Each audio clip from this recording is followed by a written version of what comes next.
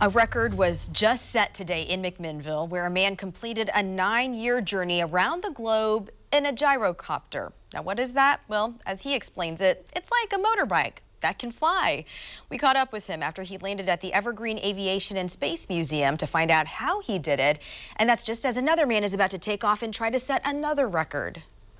The aircraft, it flies at about, cruises about 80 miles an hour.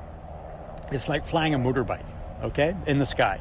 Norman Surplus just traveled the globe in a gyrocopter like this one up in the air.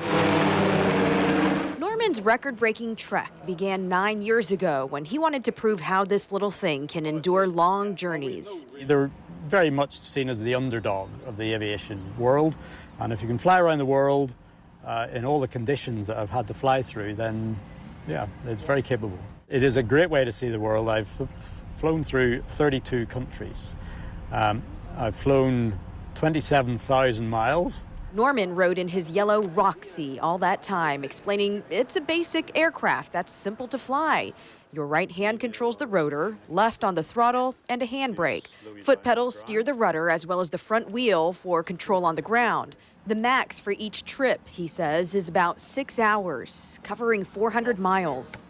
And so what you do is you take one flight and you land somewhere, and then you wait for the right weather, maybe 2 or 3 days, and then you set off again. So you can understand why it took him 9 years to get around the globe, but he was in no rush. We fly quite low, maybe only about 1,000 feet. And from that height, you can see people on the ground, and they're looking up and they're waving, and you can wave back.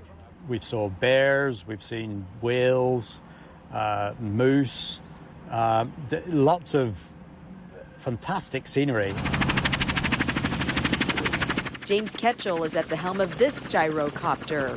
He learned everything from Norman and is now in the middle of trying to set a record by getting around the globe even faster. We're on a pretty epic adventure, and it's kind of coming to an end now. It's for Norman, but for me, he's kind of passing the baton over to me, and I have to carry on and bring this back to the UK. Oh, well, James, who you heard from right there, says he used to race motorbikes. So learning to pilot something that's like a flying motorbike is something he absolutely fell in love with as well.